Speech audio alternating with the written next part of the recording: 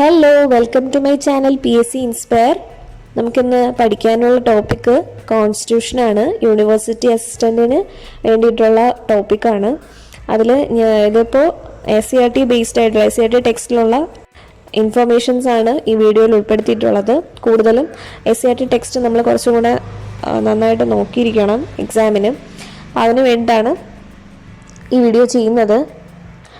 അപ്പോൾ ഇന്ത്യൻ ഭരണഘടന നിർമ്മാണ പ്രവർത്തനത്തിന് വേണ്ടിയിട്ട് രൂപീകരിച്ചതാണ് ഇന്ത്യൻ ഭരണഘടനാ നിർമ്മാണ സഭ എന്ന് പറയുന്നത്. അപ്പോൾ ഭരണഘടനാ നിർമ്മാണ സഭ രൂപീകരിച്ചാണ് ആദ്യത്തെ തുടക്കം കുറിക്കുന്നത് ഭരണഘടന നിർമ്മിക്കുന്നതിന് വേണ്ടിയിട്ട്. ഭരണഘടനാ നിർമ്മാണ സഭയുടെ ആദ്യ സമ്മേളനം ഡിസംബർ 9 നടക്കുന്നത്. 1946 ഡിസംബർ 9. ആ സമ്മേളനത്തിലാണ് ഡോക്ടർ സച്ചിദാനന്ദ സിൻഹയെ ടെമ്പററി ആയിട്ട് ഒരു ചെയർമാനായിട്ട് തിരഞ്ഞെടുക്കുന്നത്.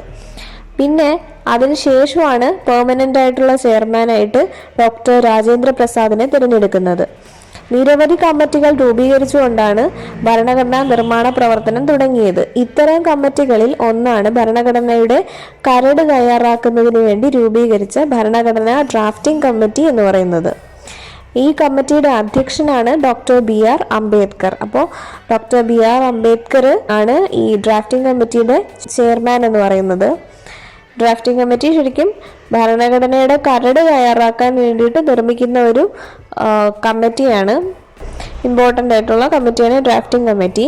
പിന്നെ ഡോക്ടർ BR അംബേദ്കർ ആണ് അതിൻ്റെ ചെയർമാൻ എന്ന് പറഞ്ഞു. അതുപോലെ തന്നെ അദ്ദേഹത്തിന് തന്നെയാണ് ഇന്ത്യൻ ഭരണഘടനയുടെ ശില്പി എന്നറിയപ്പെടുന്നത് അദ്ദേഹമാണ്. ഭരണഘടനാ നിർമ്മാണ സഭ അംഗീകരിച്ച വിവിധ കമ്മിറ്റികളുടെ റിപ്പോർട്ടിന്റെ അടിസ്ഥാനത്തിൽ ഡോക്ടർ BR അംബേദ്കറുടെ നേതൃത്വത്തിലുള്ള കമ്മിറ്റി ഭരണഘടനയുടെ ഒരു ഡ്രാഫ്റ്റ് അല്ലെങ്കിൽ കരട് തയ്യാറാക്കുകയുണ്ടായി. വിശദമായ ചർച്ചകൾക്കും സംവാദങ്ങൾക്കും ശേഷം ഭരണഘടനാ നിർമ്മാണ സഭ 1949 നവംബർ 26 ഭരണഘടനയ്ക്ക് അംഗീകാരം നൽകി. ഈ ദിനമാണ് ഭരണഘടനാ ദിനമായി ആചരിക്കുന്നത്. അതുപോലെ തന്നെ ഈ ഭരണഘടന ഔദ്യോഗികമായിട്ട് നിലവിൽ വന്നത് ജാനുവരി 26 1950 ജാനുവരി 26 നിലവിൽ വന്നത്. അന്ന് മുതൽ ഇന്ത്യ ഒരു പരമാധികാര ജനാധിപത്യ റിപ്പബ്ലിക്കായി മാറി. അപ്പോൾ ശരിക്കും ഈ ഭരണഘടന അംഗീകരിക്കപ്പെട്ടത് 1949 നവംബർ 26 അപ്പോൾ ഈ ഡേറ്റ് ആണ് പ്രിയാമ്പിളിൽ കൊടുത്തിരിക്കുന്നത്, അംഗീകരിക്കപ്പെട്ട ഡേറ്റ്. അതുകൊണ്ട് തന്നെ നവംബർ 26 എന്ന് പറയുന്ന ദിവസം ഭരണഘടനാ ദിനമായിട്ടാണ് ആചരിക്കുന്നത്. പക്ഷേ ഈ ഭരണഘടന നിലവിൽ വന്നത് എന്നാണ്? ജാനുവരി 26 1950 ജാനുവരി 26. അതുകൊണ്ടാണ് ജാനുവരി 26 റിപ്പബ്ലിക് ഡേ ആയിട്ട് നമ്മൾ ആഘോഷിക്കുന്നത്.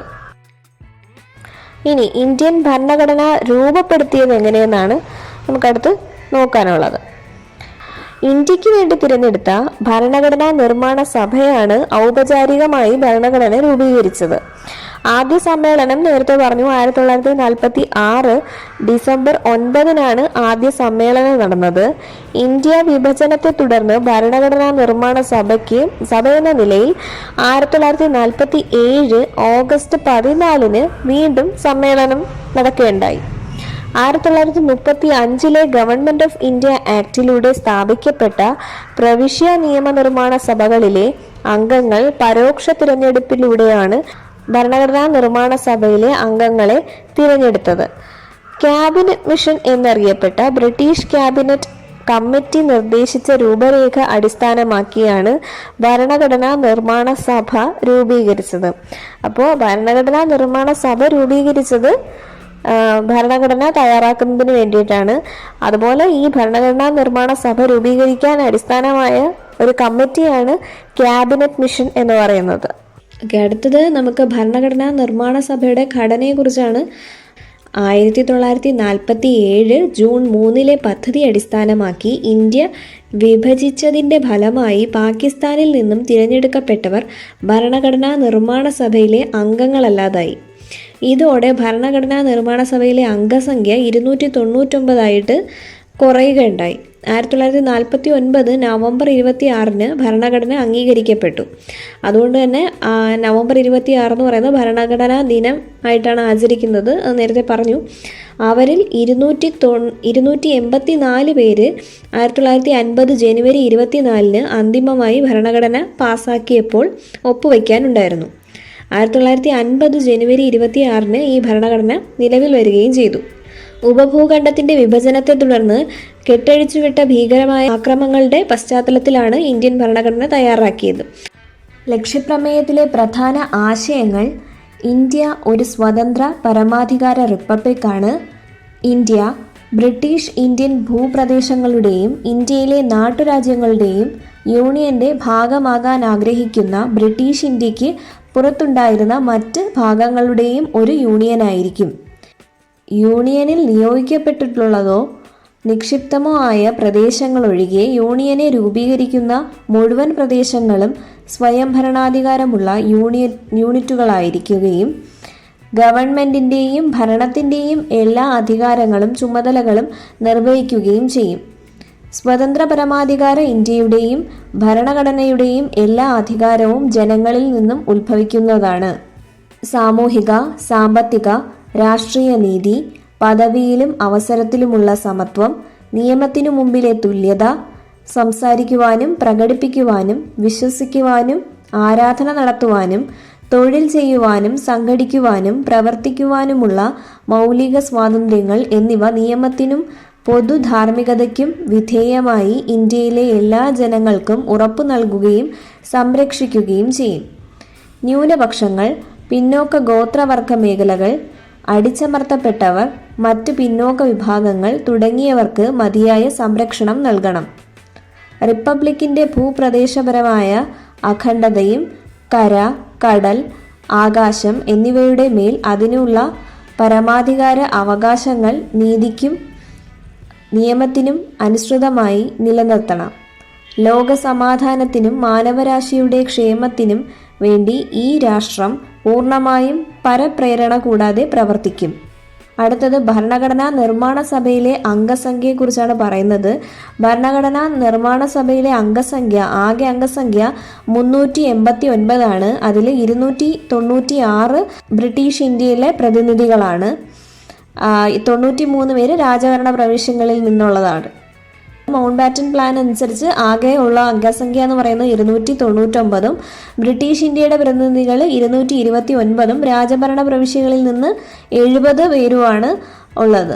കുറച്ച് പോയിന്റ്സ് ആണ് പറയാൻ പോകുന്നത് ഭരണഘടനാ നിർമ്മാണ സഭയെ കുറിച്ചിട്ടുള്ള. ഇന്ത്യൻ ഭരണഘടന തയ്യാറാക്കിയത് ഭരണഘടനാ നിർമ്മാണ സഭ. ഭരണഘടനാ നിർമ്മാണ സഭ രൂപീകൃതമായത് എന്തിൻ്റെ അടിസ്ഥാനത്തിലാണ്? ക്യാബിനറ്റ് മിഷൻ 1946 വന്ന ക്യാബിനറ്റ് മിഷന്റെ അടിസ്ഥാനത്തിലാണ് ഭരണഘടനാ നിർമ്മാണ സഭ രൂപീകരിക്കുന്നത്. ഇനി ക്യാബിനറ്റ് മിഷനിലെ അംഗങ്ങൾ Pethick Lawrenson, Stafford Cripps, AV Alexander. അതിൽ പെത്വിക് ലോറൻസൺ ആണ് ക്യാബിനറ്റ് മിഷനിലെ ചെയർമാൻ എന്ന് പറയുന്നത്. ക്യാബിനറ്റ് മിഷനെ ഇന്ത്യയിലേക്ക് അയച്ച ബ്രിട്ടീഷ് പ്രധാനമന്ത്രിയാണ് ക്ലെമന്റ് ആറ്റ്ലി. ക്യാബിനറ്റ് മിഷനെ ഇന്ത്യയിലേക്ക് അയച്ച ബ്രിട്ടീഷ് പ്രധാനമന്ത്രി ക്ലെമന്റ് ആറ്റ്ലി. ക്യാബിനറ്റ് മിഷൻ ഇന്ത്യയിൽ എത്തുമ്പോൾ ഇവിടുത്തെ വൈസ്രോയ് എന്ന് പറയുന്നത് വേവൽ പ്രഭു ആയിരുന്നു. ക്യാബിനറ്റ് മിഷൻ സംഘം ബ്രിട്ടീഷ് ഇന്ത്യയിൽ എത്തിയത് 1946 മാർച്ച് 23 എത്തുന്നത്. ക്യാബിനറ്റ് മിഷൻ പ്ലാൻ അനുസരിച്ച് ഭരണഘടനാ നിർമ്മാണ സഭയിലെ അംഗസംഖ്യ 389 ഭരണഘടനാ നിർമ്മാണ സഭ നിലവിൽ വന്നത് 1946 ഡിസംബർ 6 നിലവിൽ വന്നത്. ഡിസംബർ 9 ആദ്യത്തെ സമ്മേളനം. ആദ്യ സമ്മേളനത്തിലാണ് 9 സ്ത്രീകൾ ഉൾപ്പെടെ 211 പേര് ആ സമ്മേളനത്തിൽ പങ്കെടുക്കുകയുണ്ടായി. സ്വതന്ത്ര രാജ്യം വേണമെന്ന ആവശ്യവുമായി മുസ്ലിം ലീഗ് ആദ്യ സമ്മേളനം ബഹിഷ്കരിച്ചു. നിയമനിർമ്മാണ സമിതിയായി സമ്മേളിക്കുമ്പോൾ ഡോക്ടർ രാജേന്ദ്ര പ്രസാദ് പ്രസിഡന്റ് സ്ഥാനം വഹിച്ചു. എന്നാൽ ലെജിസ്ലേറ്റീവ് ബോഡിയായി പ്രവർത്തിച്ചിരുന്നപ്പോൾ GV മാവ്ലങ്കാർ ആയിരുന്നു ചെയർമാൻ. അപ്പോൾ നിയമനിർമ്മാണ സമിതിയും ലെജിസ്ലേറ്റീവ് ബോഡിയും അതിനെക്കുറിച്ചൊന്ന് നോക്കാം. ഇന്ത്യൻ ഇൻഡിപെൻഡൻസ് ആക്ട് പ്രകാരം നിയമനിർമ്മാണ സമിതി ഭരണാധികാരമുള്ള ഒരു ബോഡിയായി തീർന്നു. ഭരണഘടനാ നിർമ്മാണത്തോടൊപ്പം തന്നെ പ്രാരംഭഘട്ടത്തിൽ ആവശ്യമായ നിയമനിർമ്മാണങ്ങൾക്കുള്ള അധികാരവും സമിതിക്ക് നൽകപ്പെട്ടു. നിയമനിർമ്മാണ സമിതിയായി സമ്മേളിക്കുമ്പോൾ ഡോക്ടർ രാജേന്ദ്ര പ്രസാദ് പ്രസിഡന്റ് സ്ഥാനം വഹിച്ചു. എന്നാൽ ലെജിസ്ലേറ്റീവ് ബോഡിയായി സമിതി പ്രവർത്തിച്ചിരുന്ന നാളുകളിൽ GV മാവ്ലങ്കാർ ആയിരുന്നു ചെയർമാൻ. ഭരണഘടനാ നിർമ്മാണ സഭയെ ആദ്യമായി അഭിസംബോധന ചെയ്ത് സംസാരിച്ചത് JB കൃപലാനിയാണ്. ഭരണഘടനാ നിർമ്മാണ സഭയുടെ പ്രഥമ സമ്മേളനത്തിലെ അധ്യക്ഷൻ ഡോക്ടർ സച്ചിദാനന്ദ സിൻഹ. ഏറ്റവും പ്രായം കൂടിയ വ്യക്തിയെ പ്രസിഡന്റാക്കുന്ന ഫ്രഞ്ച് പാരമ്പര്യം അനുസരിച്ചായിരുന്നു സച്ചിദാനന്ദ സിൻഹയെ തിരഞ്ഞെടുക്കപ്പെട്ടത്. ഭരണഘടനാ നിർമ്മാണ സമിതിയുടെ സ്ഥിരം അധ്യക്ഷൻ എന്ന് പറയുന്നത് ഡോക്ടർ രാജേന്ദ്ര പ്രസാദാണ്. ഭരണഘടനാ നിർമ്മാണ സഭയുടെ രണ്ടാമത്തെ സമ്മേളനം നടന്നത് 1946 ഡിസംബർ 11. ഈ യോഗത്തിൽ തിരഞ്ഞെടുക്കപ്പെട്ട ഭരണഘടനാ നിർമ്മാണ സഭയുടെ സ്ഥിര അധ്യക്ഷനായിട്ട് തിരഞ്ഞെടുക്കപ്പെട്ടതാണ് ഡോക്ടർ രാജേന്ദ്ര പ്രസാദ്. ഉപാധ്യക്ഷൻ HC മുഖർജി. ഭരണഘടനാ നിർമ്മാണ സഭയുടെ മൂന്നാമത്തെ സമ്മേളനം നടന്നത് 1946 ഡിസംബർ 13. ജവഹർലാൽ നെഹ്റു ലക്ഷ്യപ്രമേയം അല്ലെങ്കിൽ ഒബ്ജക്റ്റീവ് റെസൊല്യൂഷൻ അവതരിപ്പിച്ചത് 1946 ഡിസംബർ 13. അതായത് മൂന്നാമത്തെ സമ്മേളനം നടന്ന സമയത്താണ് ജവഹർലാൽ നെഹ്റു ലക്ഷ്യപ്രമേയം അവതരിപ്പിച്ചത്. ഭരണഘടനാ drafting committee chairman doctor BR അംബേദ്കറുടെ നേതൃത്വത്തിൽ ഇന്ത്യൻ ഭരണഘടനയുടെ പൂർണ്ണരൂപം തയ്യാറാക്കപ്പെട്ടത് 1948 നവംബർ 4. ഇന്ത്യൻ ഭരണഘടന അംഗീകരിച്ചത് 1949 നവംബർ 26. ദേശീയ നിയമദിനമായി ആചരിക്കുന്നത് നവംബർ 26. ഭരണഘടന ഒപ്പുവെച്ചത് 1950 ജനുവരി 24. നിലവിൽ വരുന്നത് 1950 ജനുവരി 26. റിപ്പബ്ലിക് ദിനമായി ആചരിക്കുന്നതും ജനുവരി 26. ഭരണഘടനാ നിർമ്മാണ സഭയിലെ സ്ത്രീ പ്രാതിനിധ്യം 17. ഭരണഘടനാ നിർമ്മാണ സഭയിൽ അംഗമായിരുന്ന മലയാളി വനിതകളാണ് ആനി മസ്ക്രിൻ, അമ്മു സ്വാമിനാഥൻ, ദാക്ഷായണി വേലായുധൻ. പിന്നെ ഭരണഘടനാ നിർമ്മാണ സഭയിൽ ഉണ്ടായിരുന്ന മലയാളി അംഗങ്ങൾ ട്രാവൻകൂർ തിരുവിതാംകൂറിൽ നിന്ന് Pattom Thanupillai, R Sankaran, PS Natarajapillai, Annie Mascarene, KA Muhammad, PT Chacko. Drafting കമ്മിറ്റിയുടെ അംഗങ്ങൾ അത് നേരത്തെ ഒരു വീഡിയോയിൽ ചെയ്തിട്ടുണ്ടായിരുന്നു. ഇനി 8 മേജർ കമ്മിറ്റികളും അധ്യക്ഷന്മാരും ഉണ്ട്. ഫസ്റ്റ് കമ്മിറ്റി എന്ന് പറയുന്നത് union powers committee. Jawaharlal Nehru ആണ് അധ്യക്ഷനായിരുന്നത്. അടുത്തത് യൂണിയൻ കോൺസ്റ്റിറ്റ്യൂഷൻ കമ്മിറ്റി. അതിലും അധ്യക്ഷൻ ജവഹർലാൽ നെഹ്റു ആണ്. അപ്പോൾ ജവഹർലാൽ നെഹ്റു അധ്യക്ഷനായിരുന്ന 2 കമ്മിറ്റി ഉണ്ടായിരുന്നു, യൂണിയൻ പവേഴ്സ് കമ്മിറ്റിയും യൂണിയൻ കോൺസ്റ്റിറ്റ്യൂഷൻ കമ്മിറ്റിയും. പിന്നെ provincial constitution committee chairman Sardar പട്ടേലാണ്. ഡ്രാഫ്റ്റിംഗ് കമ്മിറ്റി BR അംബേദ്കർ ആണ് chairman. Fifth committee advisory committee on fundamental rights, minorities and tribal and excluded areas. അതിലെ ചെയർമാൻ സർദാർ പട്ടേലാണ്. ഈ കമ്മിറ്റിക്ക് താഴെ പറയുന്ന സബ് കമ്മിറ്റികളുണ്ട്. Fundamental rights sub committee chairman JB കൃപലാനിയാണ്. Minority sub committee chairman HC Mukherjee.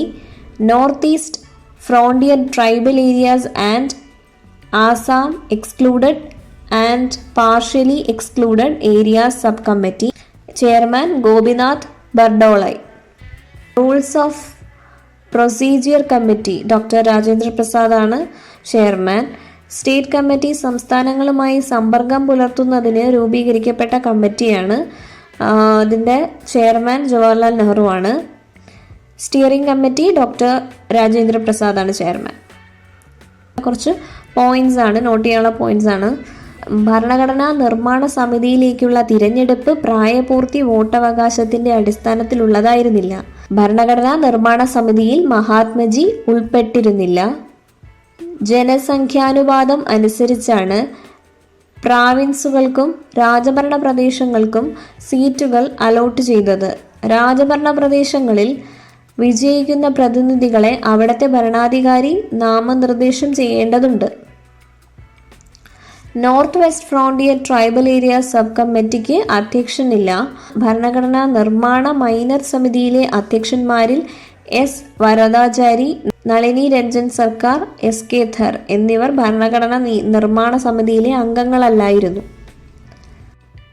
ഭരണഘടനാ നിർമ്മാണ സഭയ്ക്ക് ഭരണഘടനാ നിർമ്മാണം, നിയമനിർമ്മാണം ഇവയ്ക്കു പുറമേയുള്ള മറ്റു ചില ഉത്തരവാദിത്തങ്ങൾ ഉണ്ട്.